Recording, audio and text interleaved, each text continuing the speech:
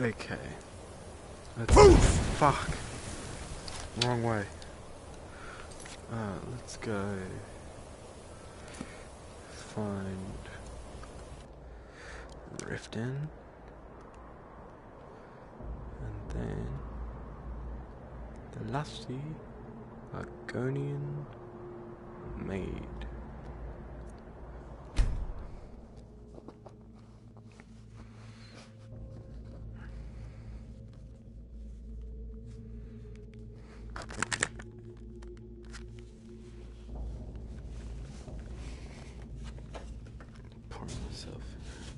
Pouring the milk into the tea.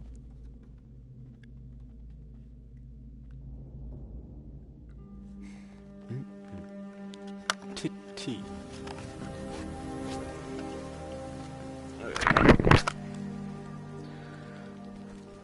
I believe I know where it is. Put this away.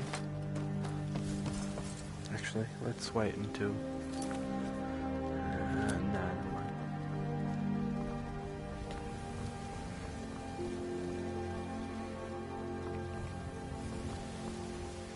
Is it here? Yeah. Alright.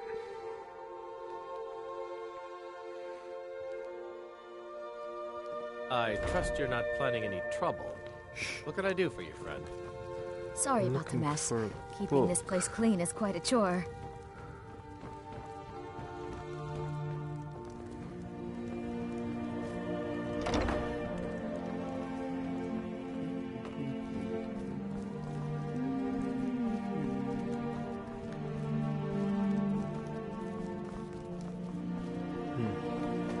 I think it's next to a bed or under a bed.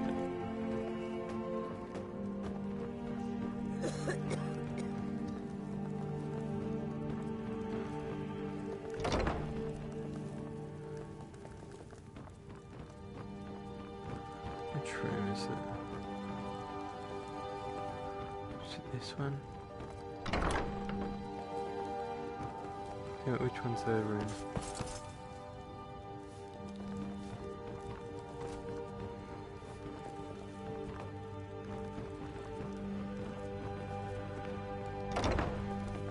Ah, it's this one. Which one's the right book? I need to find the book. Is it under here? I can't remember.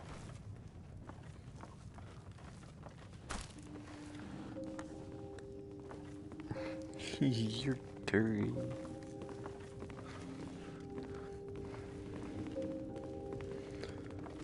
Oh, there it is.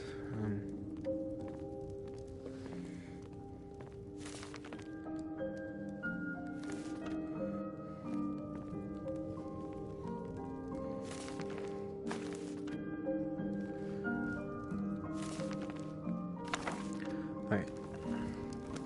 Let's skedaddle. Well, not skedaddle, just sit.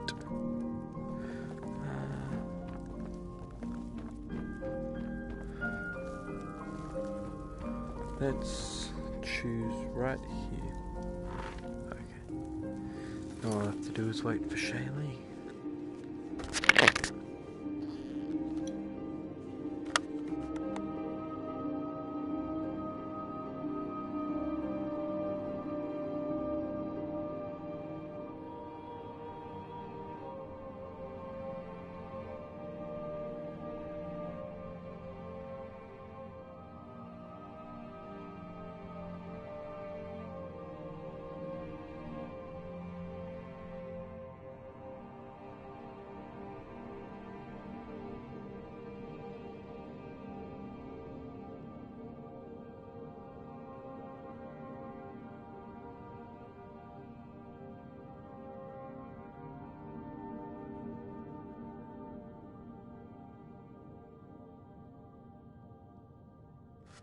Oh, you're here. Magic. Okay. Let's pull out the book. Okay. The lusty argonian maid. Volume 1. The Lusty Argonian Maid, Volume 1, by Crasius Curio.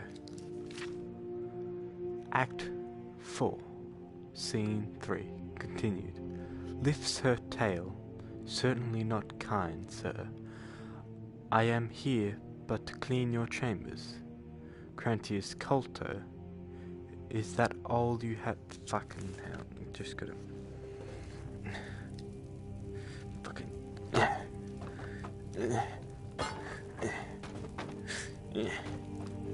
No, damn it. Get the fuck out of here. Ugh. Can't pick up the fork. Okay. That should be better now. Okay. Is that all you have come here for, little one? My chambers? Lifts her tail. I have no idea what it is you imply, master. I am but a poor argonian maid. Crantius Coulter. So you are, my dumpling, and a good one at that. Such strong legs and shapely tail. Lifts her tail. You embarrass me, sir. Crantius Coulter. Fear not. You are safe here with me. Lifts her tail. I must finish my cleaning, sir. The mistress will have my head if I do not. Crantius Coulter. Cleaning, eh? I have something for you here. Here, polish my spear. Lifts her tail. But it's huge. It could take me all night. Crantius Coulter. Plenty of time, my sweet. Plenty of time. End of Act 4, Scene 3. The Lusty Argonian Maid, Volume 2, by Crasius Curio. Act 4, Scene 2, continued. Lifts her tail. My goodness, that's quite a loaf. But however shall I fit it? Shall it fit my oven? Crantius Coulter. This loaf isn't ready for baking, my sweet. It hasn't yet to rise. Lifts her tail. If only we could hurry that along. How would I accomplish such a task? Crantius Coulter. Oh, my foolish little Argonian maid, you must use your hands. Lifts her tail. You wish me to knead the loaf? Here? Crantius Coulter. Of course. Fuck. Lifts her tail.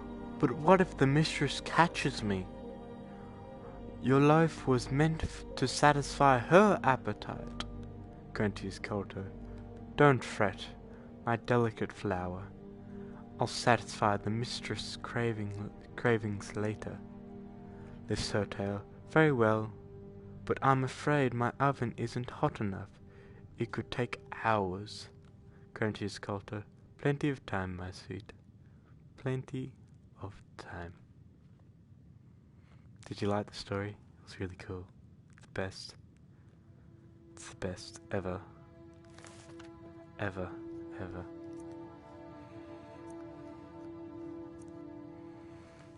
Comment if you want me to read another story.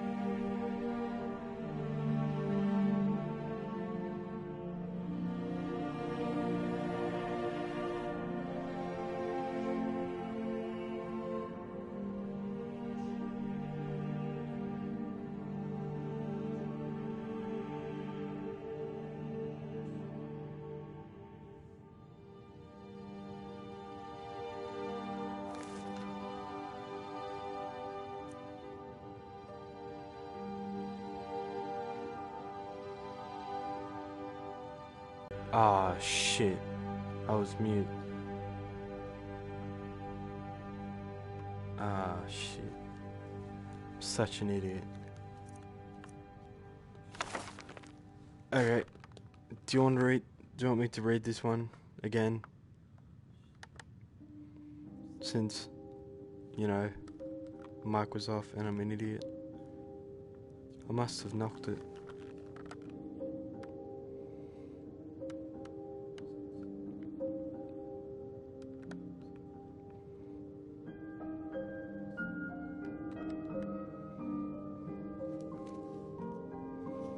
Have you fallen asleep?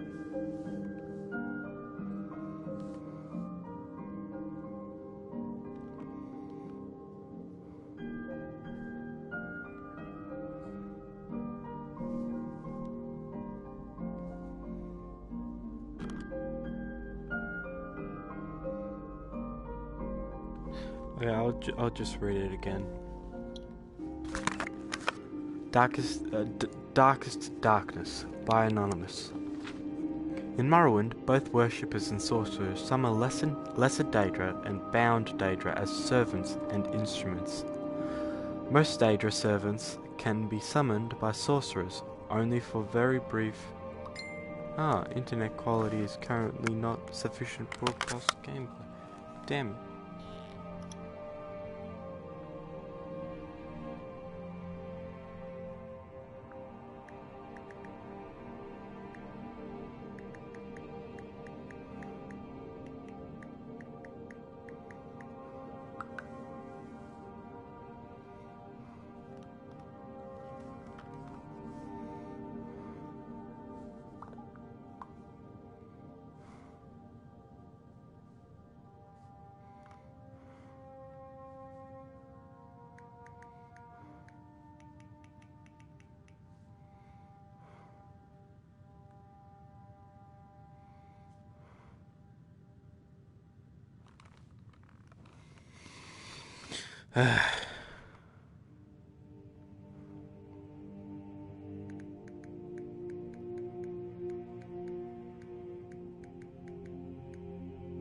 Has it fixed itself?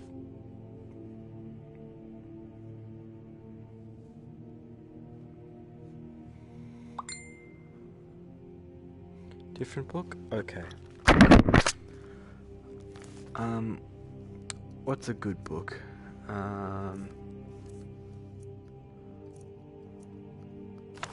Ice and Chitten.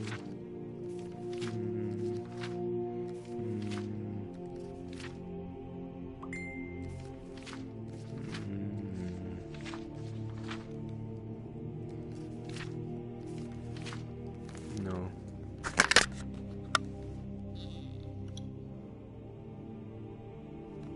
Werewolf. Okay. Do I have werewolf? Oh,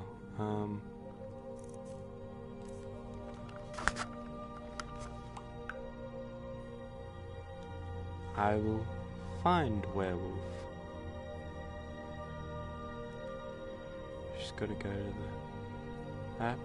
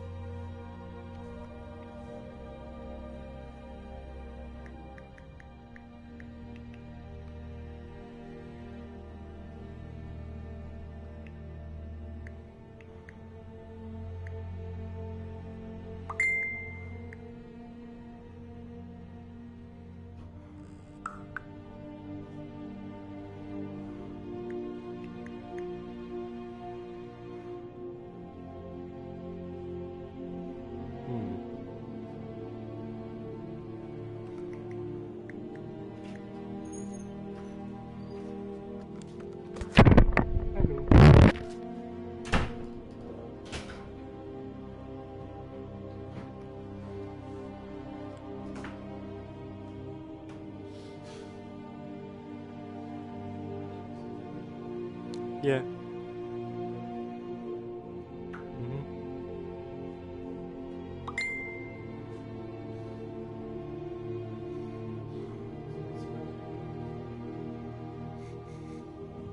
Oh, I only just smelled it.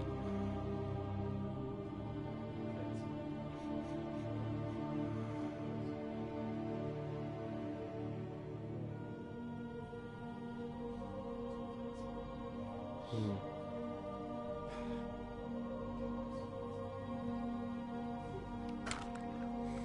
Okay, Shaylee, am I mute?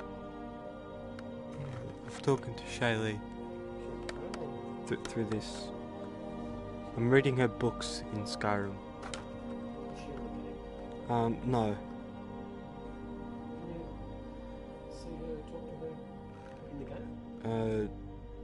Not in the game because this is in the multiplayer game. But if she played Fortnite and I played Fortnite and she used data to connect to the Fortnite servers, I could play and talk to her at the same time.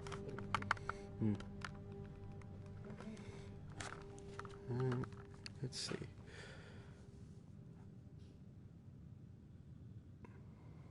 Let's see available books.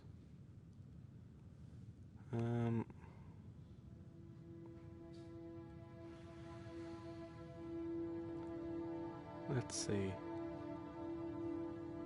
What is a good book?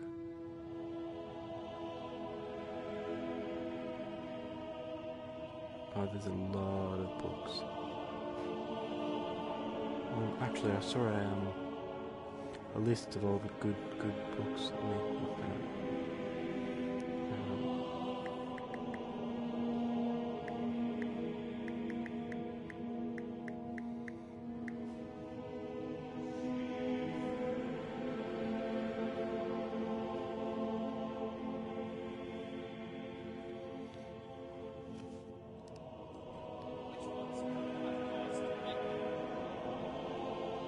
337 books. God damn.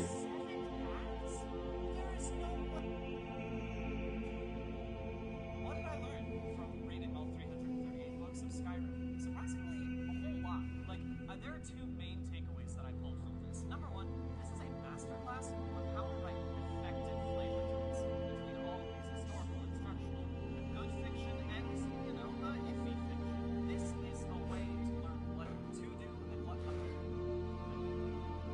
Mist Hunt is legitimately hilarious. Completely fictional, even with... I'm sorry. It's Beggar, Thief, Warrior, King. It's 4 books, actually, but it's all part of Eslov Aaron's story. It is completely fictional. I'm sorry. It's Beggar, Thief, Warrior, King. It's 4 books, actually. Back. The number 1 piece of fiction in Skyrim. Not long and dark, I'm sorry.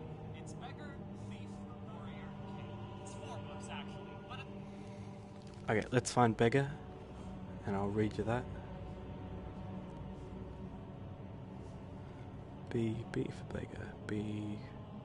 Oh, that is a lot of books. B for Beggar. I've read Beggar, and I've read Thief. They're fairly good. Ooh, wow. Big gulps. Okay,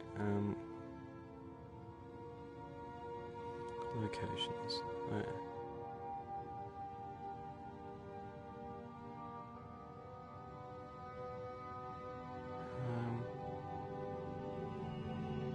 Oh, I can find it right where I am.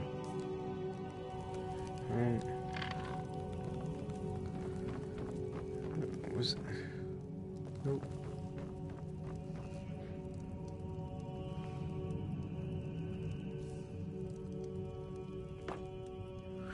It's a ruined book. It was 2nd floor on a dresser. Now which dresser would that be?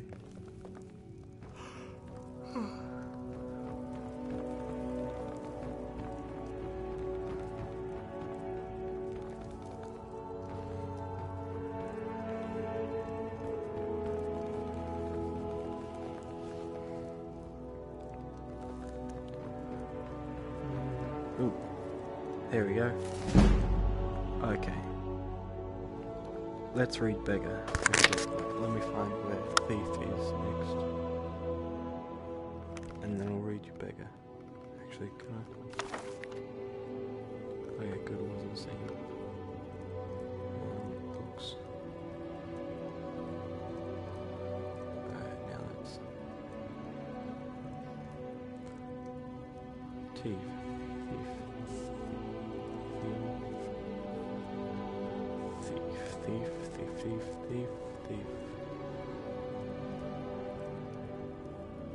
Thief. Let's find locations, come on. Hurry it up. Locations.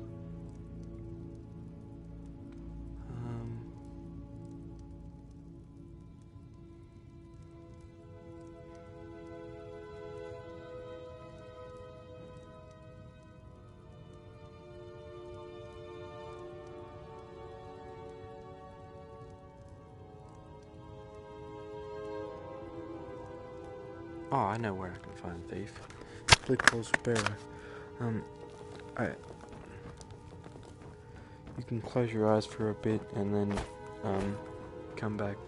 And then I'll tell you when I've done collecting the books. Unless, actually, you can text me. Do you want to read all the, do you want to read one book at a time? Or do you want me to collect them all and then read them all? Because I'm on my way to the second book.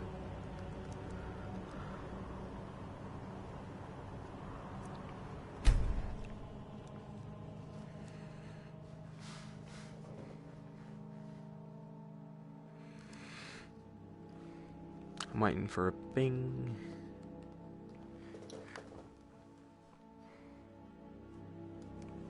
Microphone. Nope. Oh, hello, Bigfoot. I thought I had you.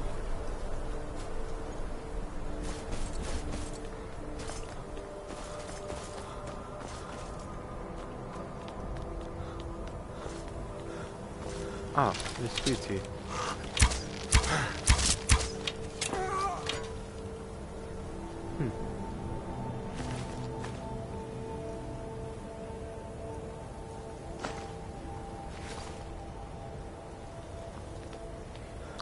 I wonder if that means that some of the Draugr respawned. Holy shit, I forgot how big this looked in VR. This is massive. Like, this place is absolutely massive. And this door is... wow, this door is huge.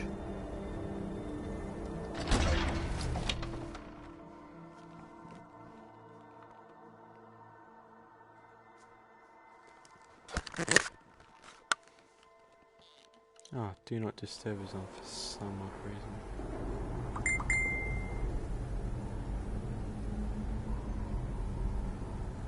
You're barely walking. Yeah, but I know you're barely walking, but oh, you said Annie. Well, okay, I'll just grab all the books first. The dudes respawned? Nah, I think they're still dead. It's this way. What was it? Beggar, thief, warrior, king? I think. Next one's warrior. While I'm collecting this book. Warrior.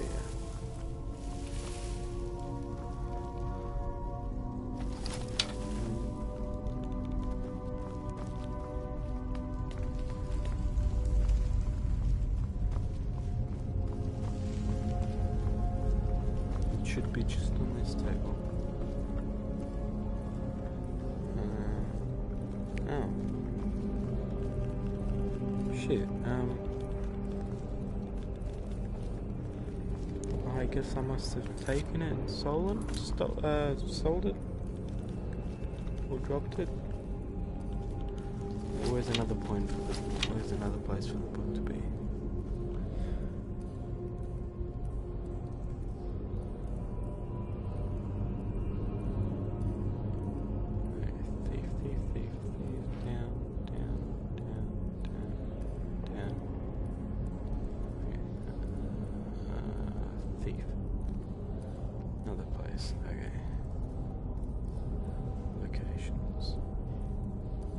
Windhelm. Okay. And it was Argonian assemblage. I know where that is. Turn. Now I just need to find Warrior. Down at the bottom. Warrior, there we go. Okay.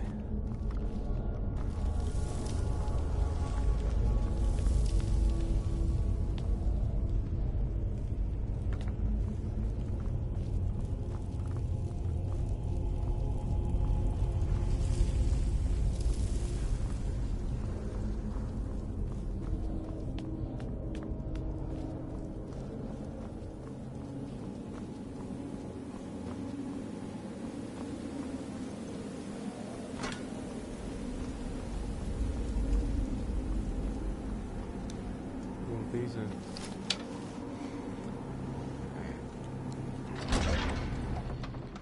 Before I go to Windhelm, let me see if I have any of these on the map.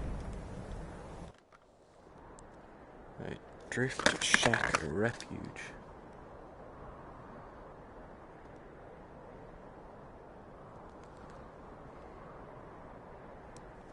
Actually, Silent Room. Fort Gustav. Well, let's. Oh, right there, bam. Oh, wait, no, I'm going Windhelm. Damn it. Let's hope I can quickly change without being detected. Quickly change location. You're numb? Are you comfortably numb? I have become comfortably numb. Okay. Damn it. Alright. Come on, Bigfoot. Let's go that way. Go, go, go, go, go, go, go, go, go, go, go, go, Glockenspiel. Who are you? Who are you? What's a milk drinker like you doing out here? Go home. Why? What are you gonna do? Cry? I don't have to take that from you. Okay.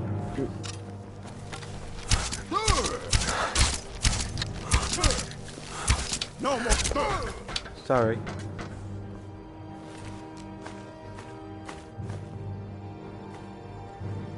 Damn it.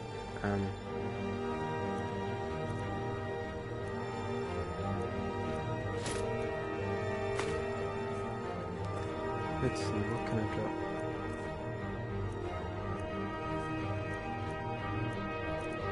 Actually, maybe I drop that now.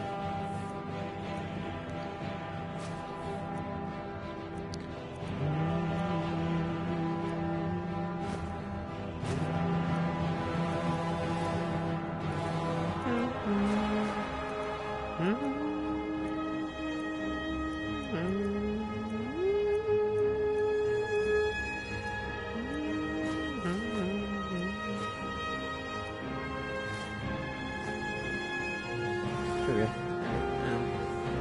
Come on, Bigfoot. Let's go. Oh, broken hand.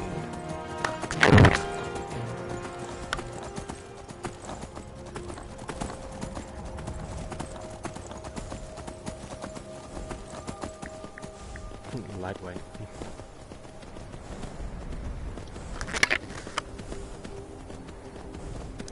Okay. Now I should be able to fast travel. Right. Yes. Hey, it's not going in. Excuse me.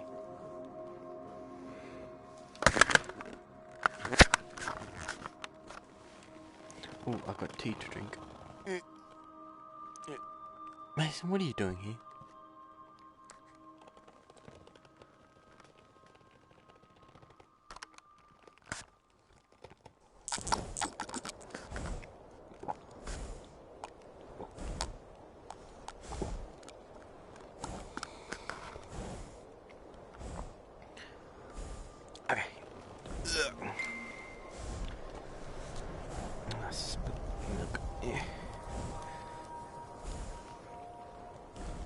have you sent me?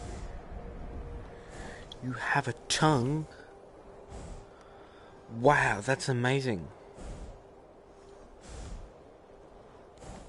Well, I also have a tongue, and it goes... Damn it, no, it goes... Damn it, it goes... It goes... Oof!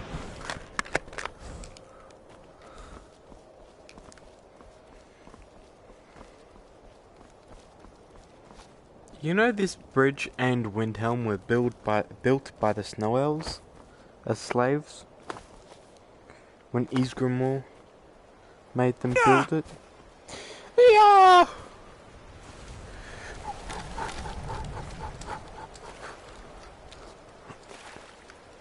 Swimming is so fun.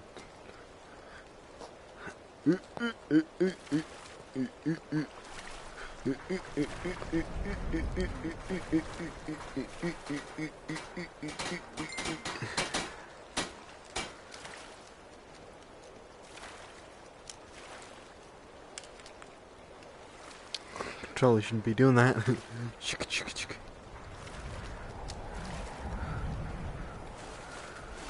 Go on. Come on, up you go. Oh shit. Let me out of the water.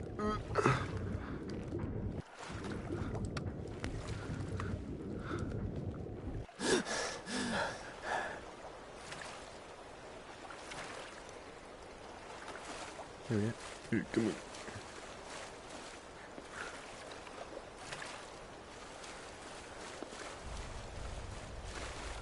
There we go. Let's go up here. Right, now what did you send?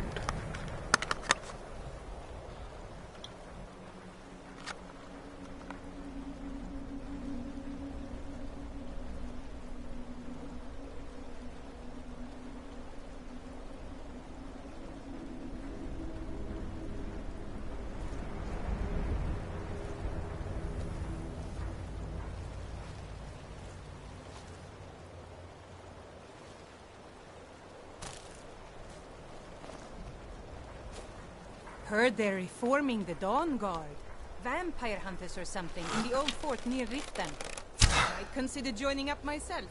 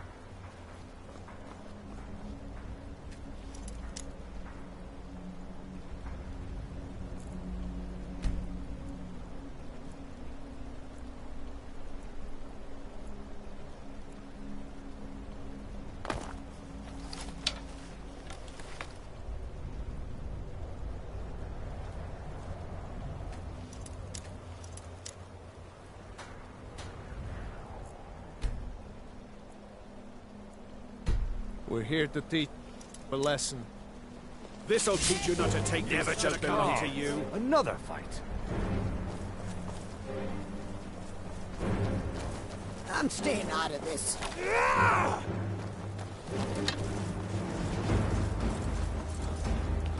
Town Lords never back down. You're nothing.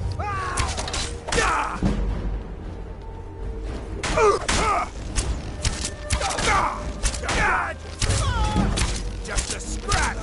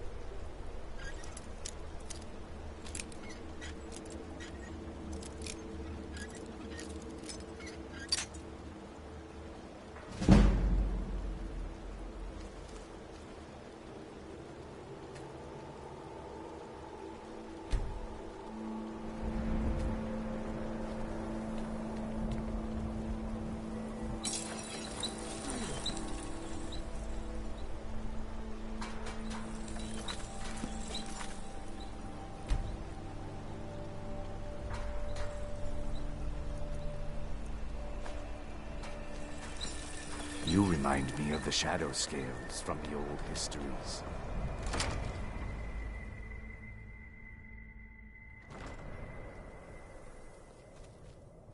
You're not supposed to be here.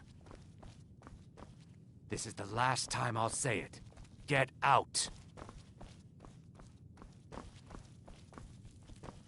Guards! Trespasser!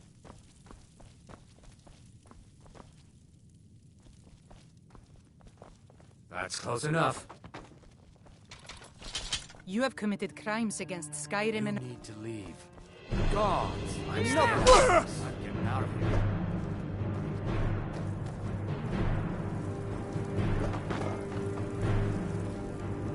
Yeah!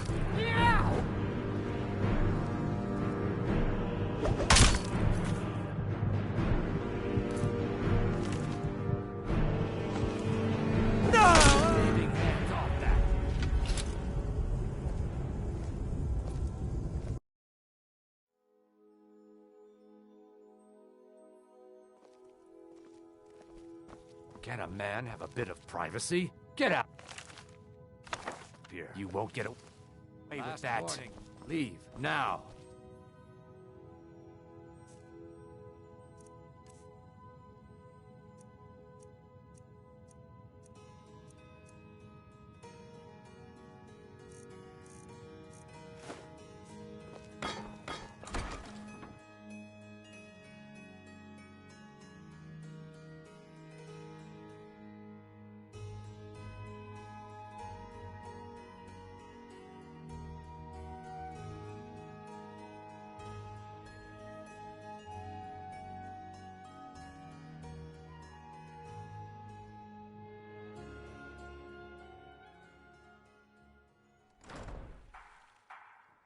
Another day, another septim.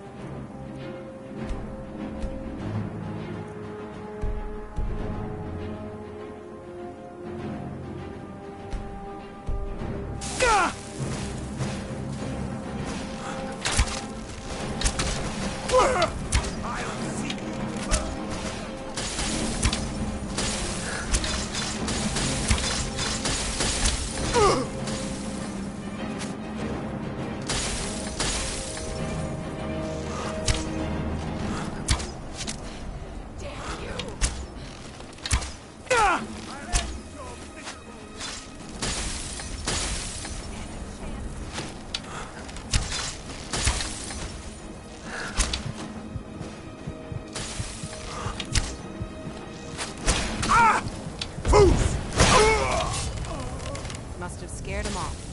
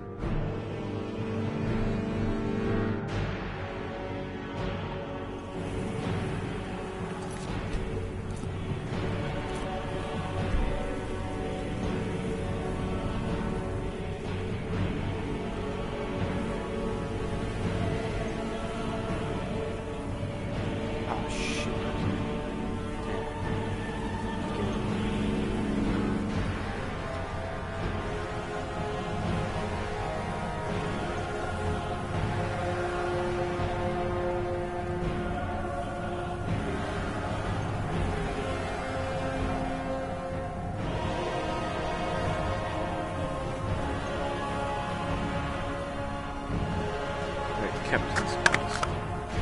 How do I get to Captain's quarters?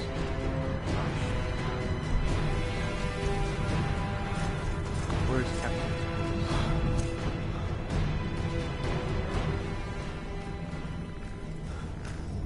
Oh, hello.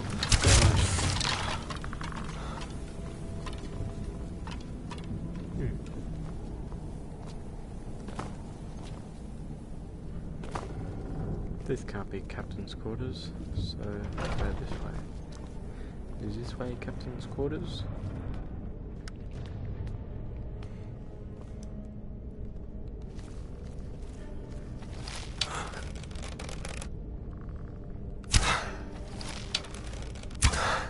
Someone there?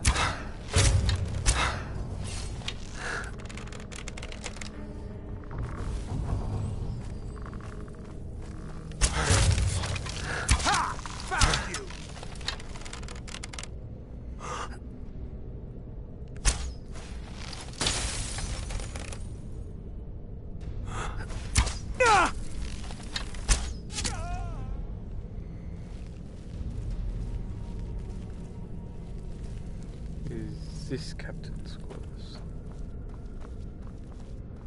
I don't see a bed. Oh. Prison key.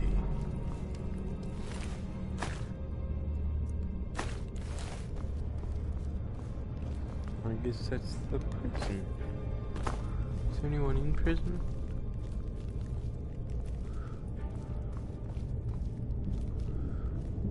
No. They get a bucket to shitting.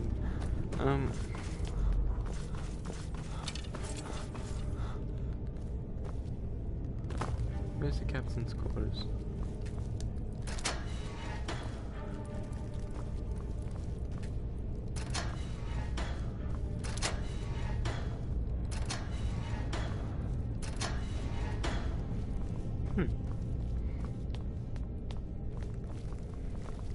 Can't seem to find Captain's quarters. Must not be this way.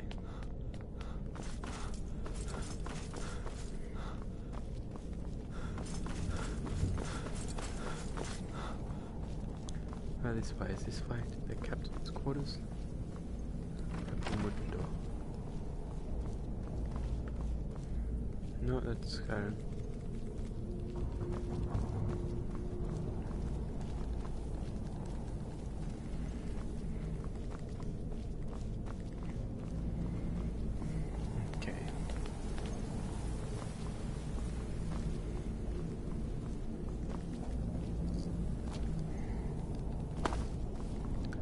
Where else do I have to go?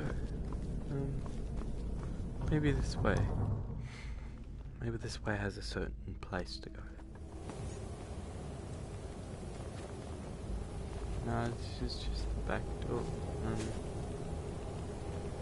Let's see if I walk in.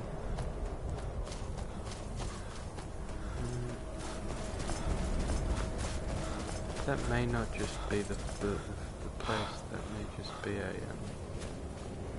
prison place only. Ah, the top door might lead me to a different place. Oh shit. Where's this bag? What do you... Ah! Ow! You Son of a bitch. Son of a bitch. Son of a bitch. Okay. Let me in. Oh, was that Captain's... Did that say Captain's Quarters? I think that's the Captain's Quarters. If I'm correct. Nah. Was that it? Yes! Okay, now let's find the third one. The fourth one, sorry. King. Okay. No, wrong one. King. Da da da da da da da da da da da da da da da da. K.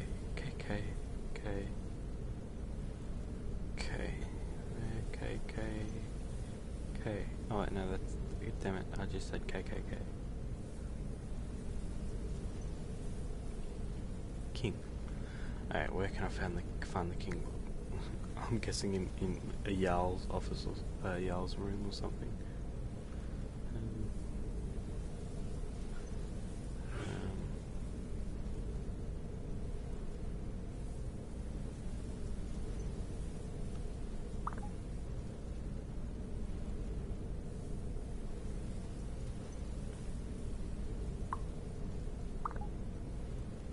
What do you think, so?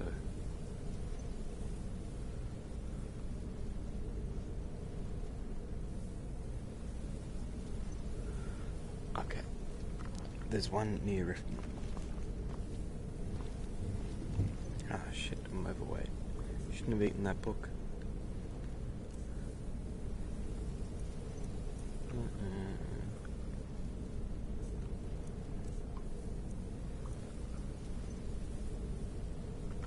What was the sentence I said before?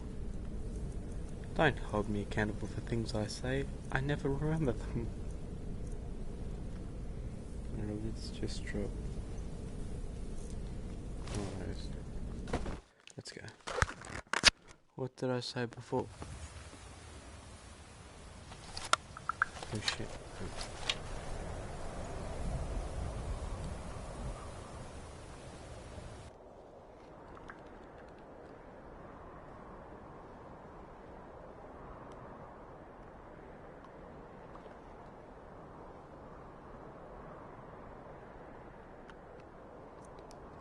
Well, okay. Well, I don't know.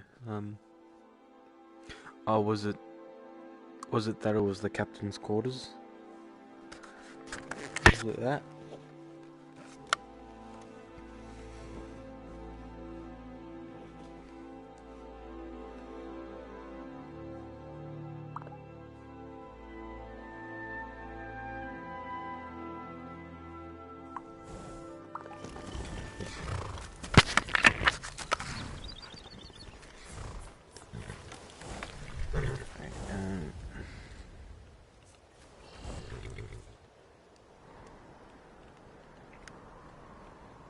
I think it's supposed to be that one, or no, that's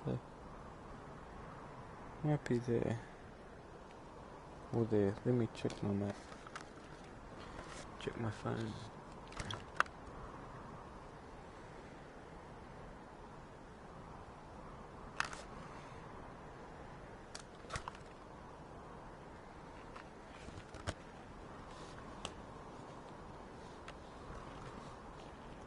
Okay, so you've got Riften there.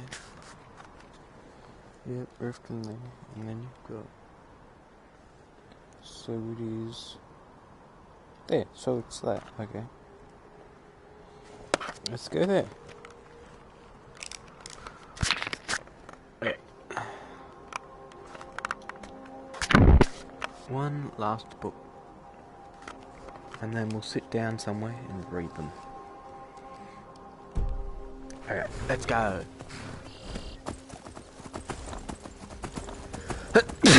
Ah, Jesus Christ. Oh no, I'm gonna die of corona. No. What? Oh man,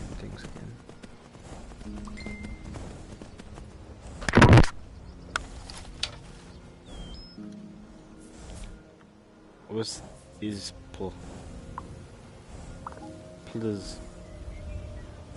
What's plus? Plus put. Even in texting, your words are slurred.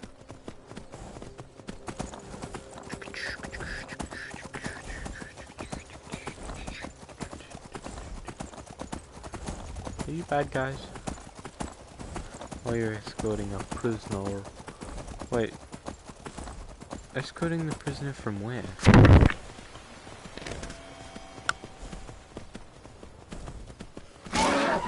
Oh shit, am I being attacked by?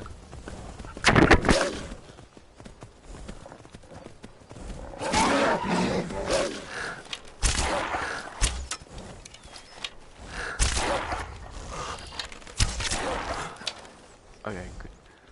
Oh, this way. Oh, I guess it must be up here.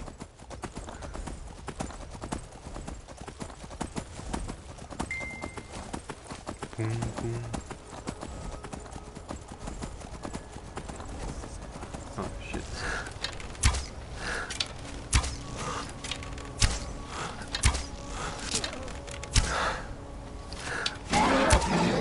You dare shoot my horse.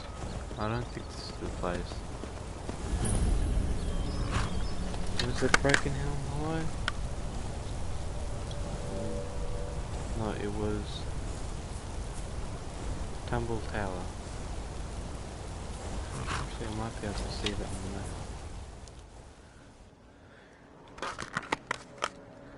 Alright.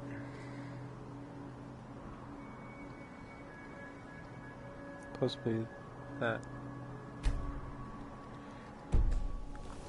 Might be that.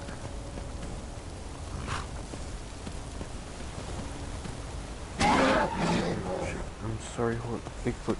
Ugh, please don't die. Because it's an unmarked location, so it might be there. Oh, elk. Yeah.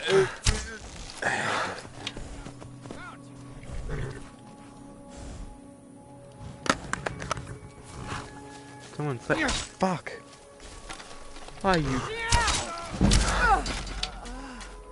Oh, I found it. Yes, I found the place. Ah, shit.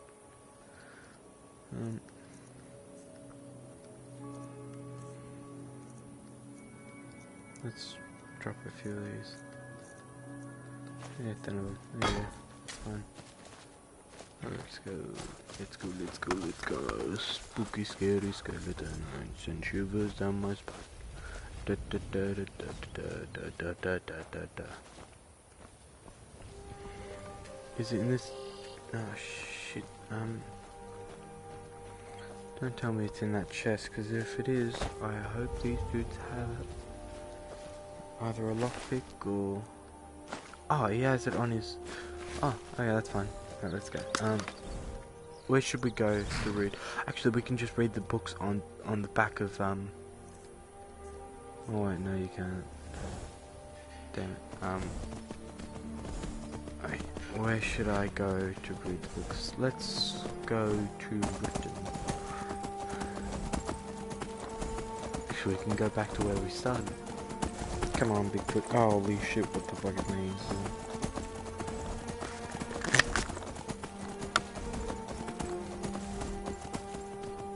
Your feet are gone.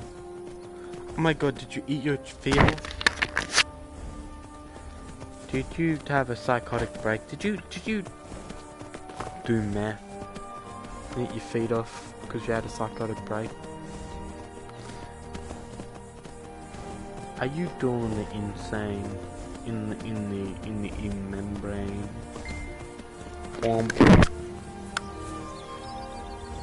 Second bottle. Wow.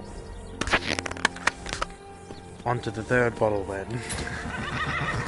They're reforming the Dawn Guard. Yes, I've heard that so many times. Surprised you haven't heard about it and stopped talking about it because you know that everyone knows it.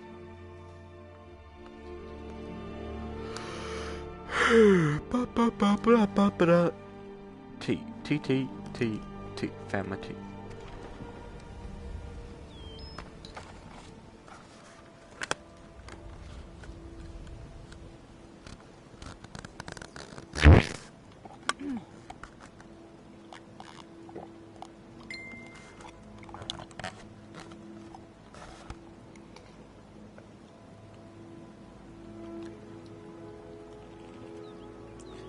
What did you say?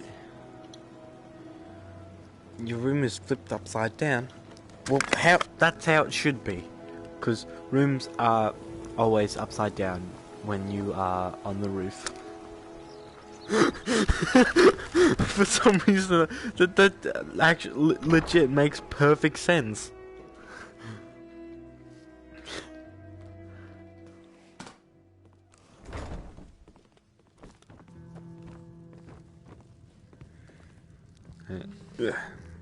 Yeah. Get. You have some nerve coming back here after what you did to Kirava. Shut up! Welcome to the Bee and Barb, my lord. If I can interest you in one of our special drinks, you let me know. Look, I'm drinking as well. Get me another one.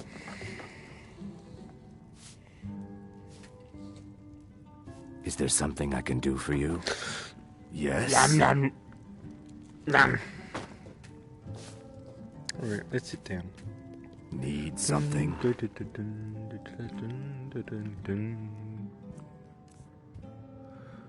Alright, first one. Beggar. You ready for me to read the book? Lay down, get comfy. Possibly don't drink another one. Just pretend the room isn't flipped upside down, or as you wrote, flipped upside down. Or upside down. Upside down. Upside down. Yeah, I guess it's upside down.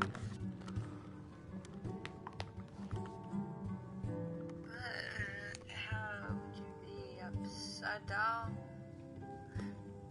Because it doesn't make any sense. Although, that makes sense is You really are trashed. So are you ready for me to read the book or not? Yes, no, yes. Isu? Oh wait, no, that's the ancient race from Assassin's Creed. Creed. Ass in Creed. The ass in Creed. The ass in Creed.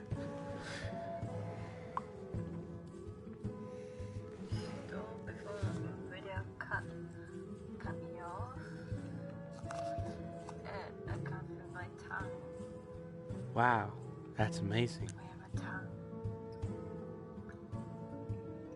Wow, that's a tongue. I have a tongue. Wow. Now, could you please answer me? Is the mic's working? Could you answer? Do you want me to read now?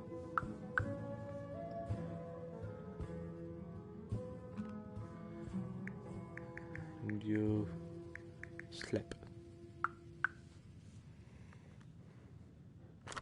Play another one. Do do do do do do do do do.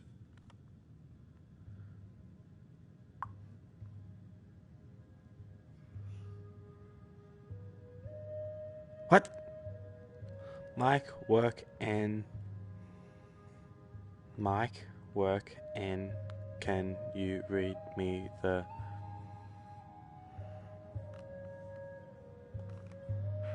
What?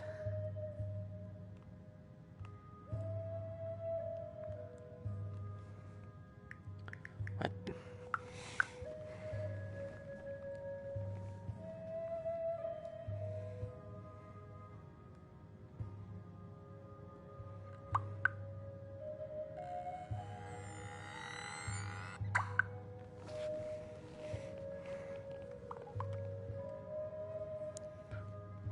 What about the book?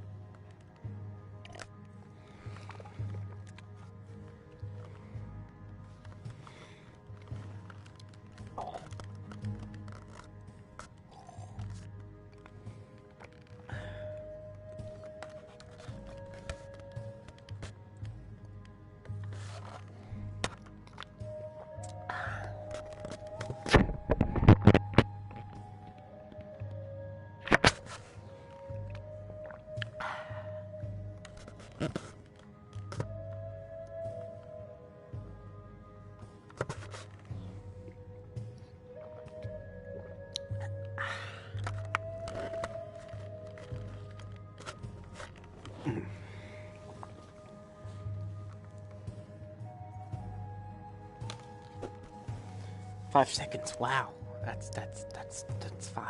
Sid, can you read to me? Yes, I will. Okay, now, go lay down. Get ready for Betty. Bye. Okay. Beggar by Revan. Elslaf Errol was the last of the litter of 5 born to the queen of the prosperous Nordic kingdom of Erelgard.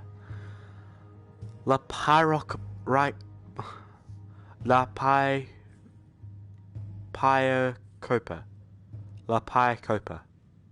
and her husband, the king of Erelgard, Yultlauf, during pregnancy.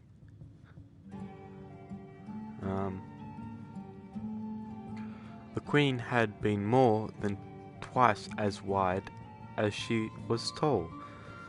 Wow, she must have been very short. And the act of delivery took 3 months and 6 days after it had begun. Jesus. It is perhaps understandable that the La Pyacopa elected, once expelling Eslaf to frown, say good riddance and die.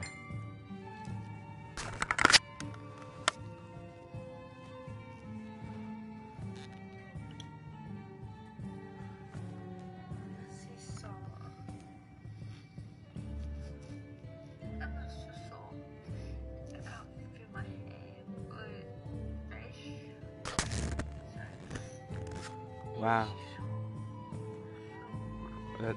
That's amazing. You're a little bitty baby. Now sleep. Yeah, it's probably gonna hurt in the morning. Like many Nords, Yultlauf did not care very much for his wife, and less for his children. The subjects were puzzled, therefore, when he announced that he would follow the ancient tradition of his people of Atmora by following his beloved spouse to the grave. I had not thought... Damn it.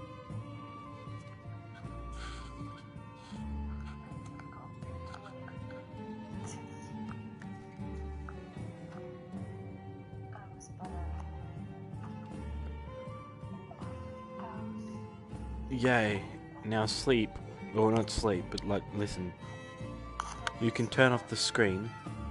You can turn off the... Well, actually, maybe you can't, but put the screen on the bed and listen. Or you can if you want, but it's not that entertaining.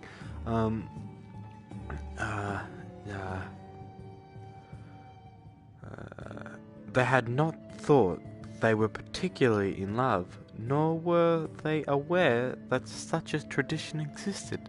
Still, the simple people were grateful, for the little royal drama alleviated their boredom, which was and is a common problem in the more obscure parts of the northern Skyrim, particularly in the wintertide. He gathered his household staff and his 5 fat, bowling little heirs in front of him, and divided his estate. To his son Venop he gave his title. To his son Lianu he gave his land. To his son Seabud he gave his fortune. To his daughter Lacifitra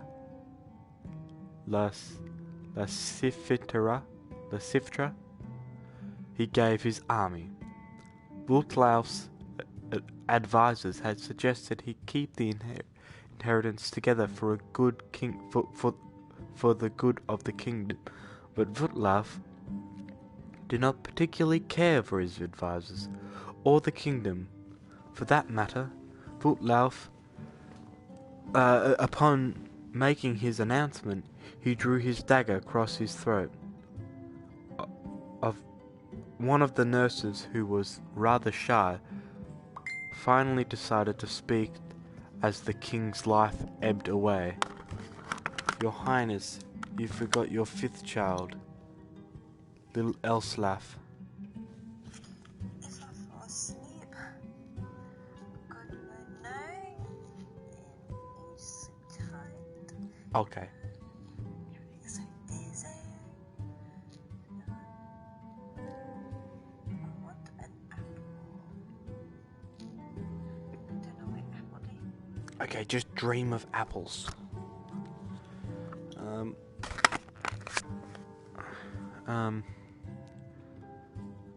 Good Yultlav groaned. It is somewhat hard to concentrate with blood gushing from one's throat. After all, the king tried in vain to think of something to bequeath, but there was nothing left. Finally, he spluttered irritably.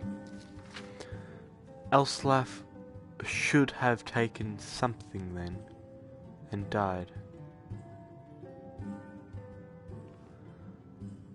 That a babe, but a few days old, was expected to demand his rightful inheritance was arguably unfair. But to Elslaf Erol was given his birthright with his father's dying breath. He would have nothing but what he had taken. Since no one else would have him, the shy nurse, whose name was Druspa, took the baby home. It was a decrepit little shack, and over the years that followed it became more and more decrepit. Unable to find work, Druspa sold all of her furnishings to buy food for little Elslaf. By the time he was old enough to walk and talk, she had sold the walls and the roof as well, so they had nothing but the floor to call home. And if you've ever been to Skyrim, you can appreciate that is scarcely sufficient. You can appreciate that is scarcely sufficient. Druspa did not tell Elslaf the story of his birth, or that his brothers and sisters were leading quite nice lives with their inheritances. For, as we have said, she was rather shy, and found it difficult to broach the subject. She was so painfully shy, in fact, that whenever he asked any questions about where he came from, Druspa would run away. That was more or less her answer to everything: to flee. In order to communicate with her at all, Elslaf learned how to run almost as soon as he could walk. He couldn't keep up with his adopted mother at first, but in time he learned to go toe, heel, if he anticipated a short but fast sprint, and heel, toe, if it seemed Druspa had headed for a long-distance marathon flight. He never did get all the answers he needed from her, but Elslaf did learn how to run. The kingdom of Erolgard had, in the years that Elslaf was growing, become quite a grim place. King Ynopt did not have a treasury, for Sinbad had been given that. He did not have any property for income, for Lianu had been given that. He did not have an army to protect the people, for Lusty had been given that. Furthermore, as he was but a child, all decisions in the kingdom went through Unopt's rather corrupt council.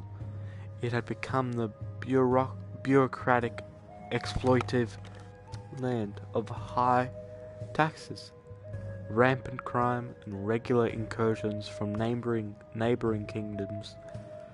Not a particular unusual situation for the kingdom of Tamriel, but an unpleasant one nonetheless. The time finally come when the tax collector arrived to Druspa's hotel. Druspa's hovel, not hotel, such as it was, to collect the only thing he could, the floor. Rather than protest, the poor shy maid ran away, and Eslaf never saw her again. Without a home or a mother, Eslaf did not know what to do. He had grown accustomed to the cold open air of Drusbag's shack, but he was hungry. "May I have a piece of meat?" he asked the butcher down the street. "I'm very hungry." The man had known the boy for years, often spoke to his wife.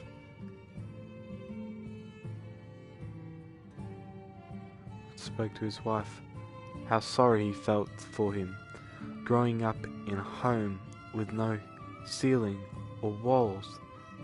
He smiled at Eslaf and said, "Go away, or I'll bite you."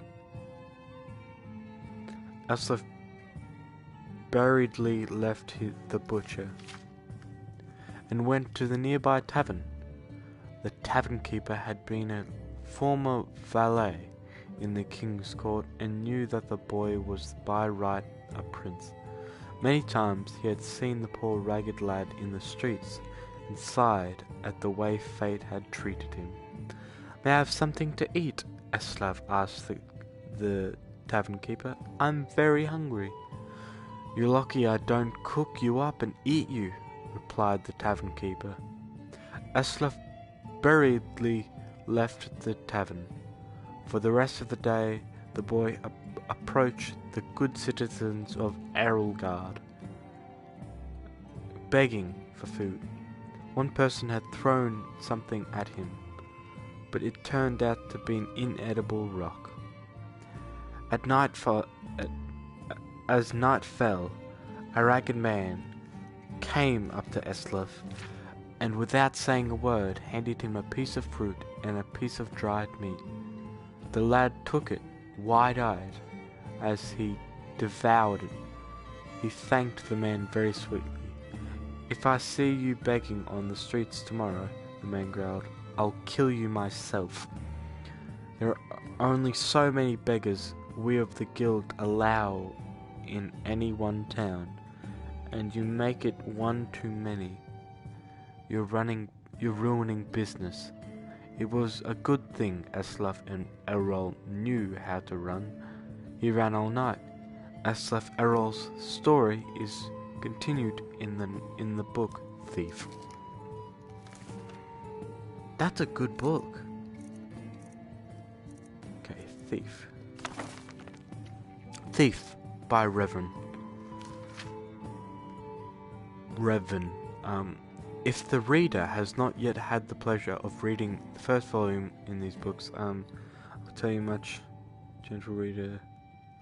I will tell you this much, gentle reader. When we last saw Eslaf, he was a boy, an orphan, a failed beggar, running through the wild winter woods of Skyrim.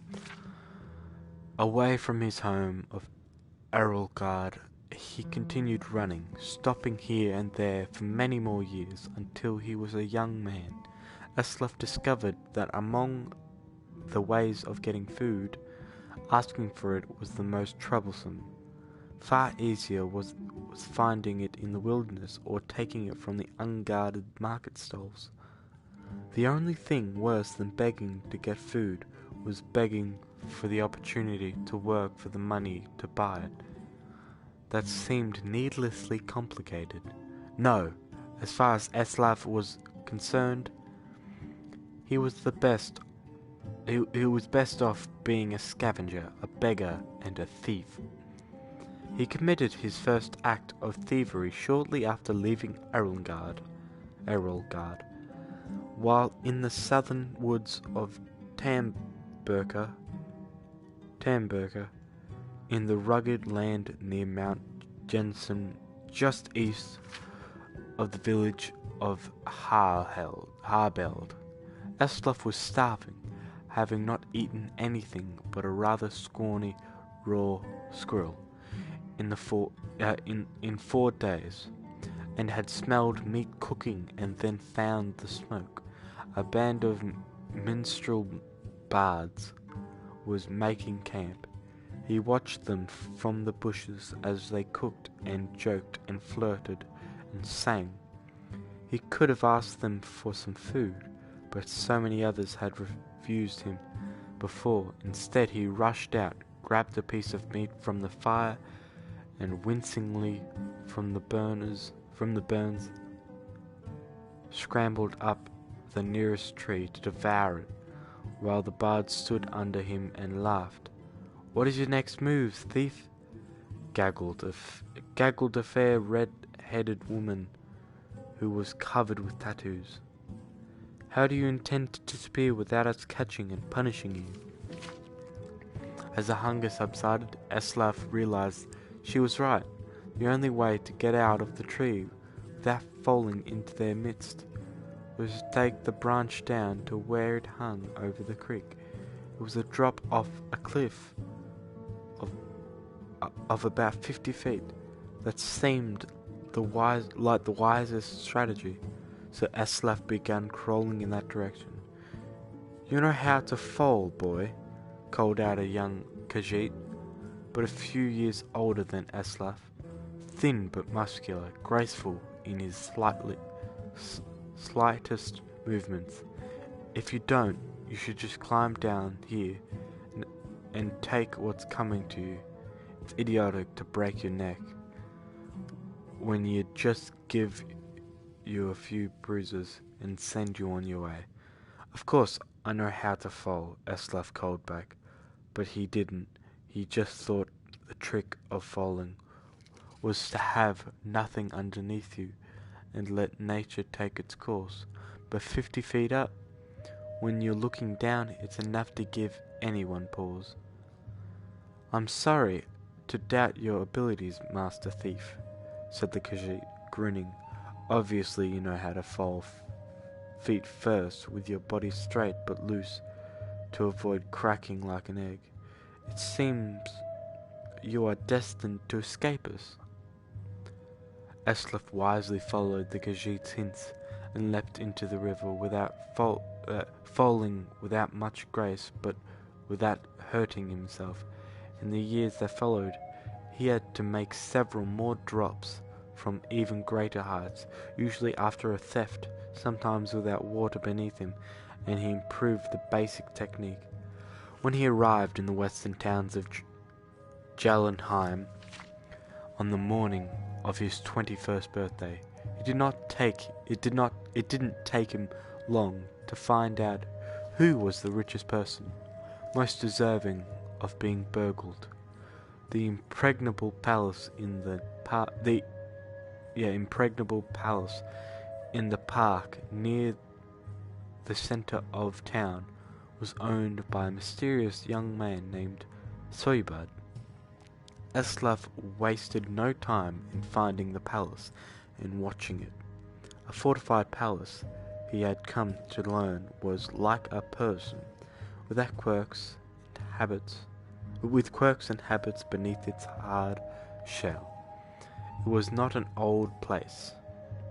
Evidently, whatever money this Soybad had come into was fairly recent.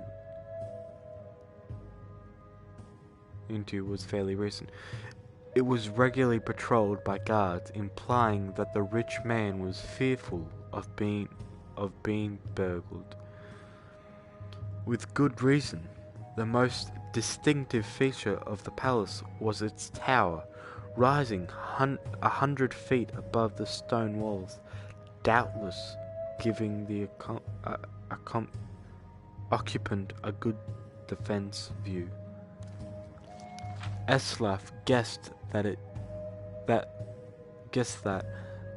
if Soybud was as paranoid as he guessed him to be, the tower would also provide a view of the palace storehouse. The rich man would want to keep an eye on his fortune. That meant that the loot couldn't be directly beneath the tower, but somewhere in the courtyard.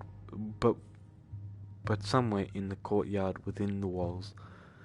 The light in the tower shone all night long. So Eslaf boldly decided that the best time to burgle was by the light of day, when Soybud must sleep. That would be the time the guards would least expect a thief to pounce. And so, when the noon sun was shining over the palace, Eslaf quickly scaled the wall near the front gate and waited, hidden in the crenellations of the interior courtyard was plain and desolate, with few places to hide, but he saw that there were 2 wells, one the guards used from time to time to draw up water and slake their thirst. But Eslaf noticed that the guards would pass by the other well, never using it. He waited until the guards were distracted, just for a second, by the arrival of a merchant in a wagon, bearing goods for the palace. While they were searching his wagon, Eslaf leapt elegantly, feet first, from the wall into the well. But he was not particularly soft landing, for as Eslaf guessed, the well was not full of water, but gold. Still, he knew how to roll after a fall, and he didn't hurt himself. In the dank subterranean storehouse, he stuffed his pockets with gold, and was about to go to the door, which he assumed would lead to the tower, when he noticed a gem the size of an apple, worth more than all the gold that was left. Eslaf found room for it down his pants.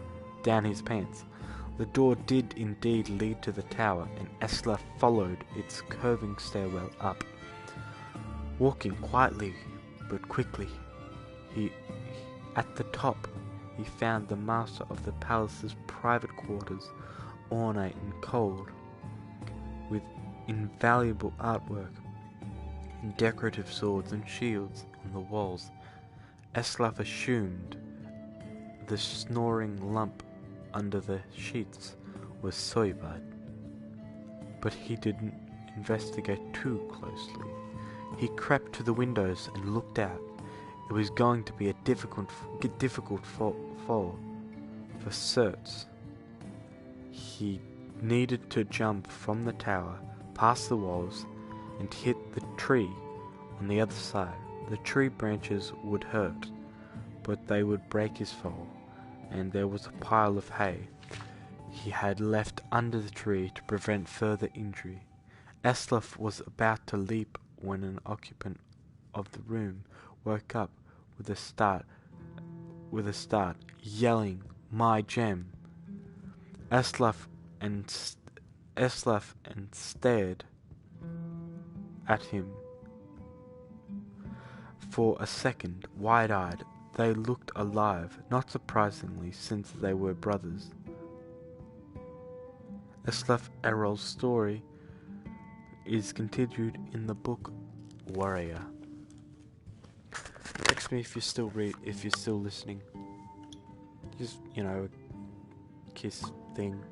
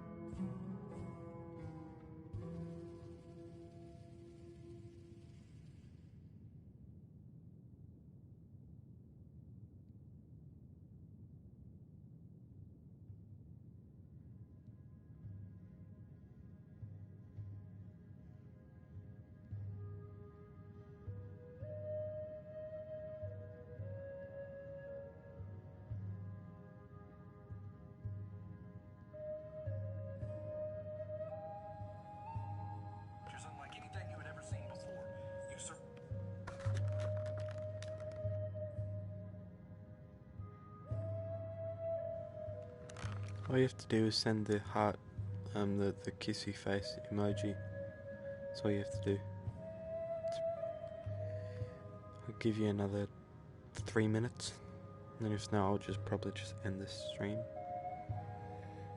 Assume you're asleep.